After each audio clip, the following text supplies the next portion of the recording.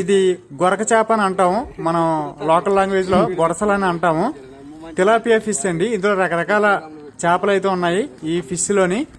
ఇది వచ్చేసి మనకి మంచినీటిలో పెరిగే చేప. ఇక్కడ చెరువులంట, తర్వాత చిన్న చిన్న నదులంట మీరు గమనించవచ్చు.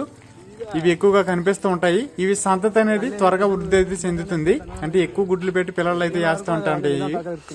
ఇవి దాదాపుగా కేజీ నుంచి కేజీన్నర వరకు బరువు అయితే పెరుగుతాయండి. ఇవి బాగా ముదిరితే చాలా రుచికరంగా అయితే ఉంటాయి. మీకు ఇక్కడ కనిపిస్తున్న ఈ చేప 600 గ్రాములు అయితే ఉందండి, అంటే 1/2 కిలోకి పైగా ఉంది. ఇంకొక 1/2 కిలో పైగా బరువు అయితే పెరిగే అవకాశం అయితే ఉంటుంది. ఈ తిలాపియా చేపల్ని చాలా మంది ఉపాధి మార్గం కింద అయితే తీసుకొని సాగు చేస్తున్నారండి.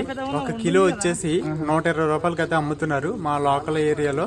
మీ ఏరియాలో కిలో ఎంత, మీకు ఎలాంటి చేప అంటే ఇష్టం అనేది తప్పకుండా కామెంట్ బాక్స్ లో పెట్టండి ఫ్రెండ్స్. వీడియో నచ్చితే లైక్ చేయండి. Thank you for watching.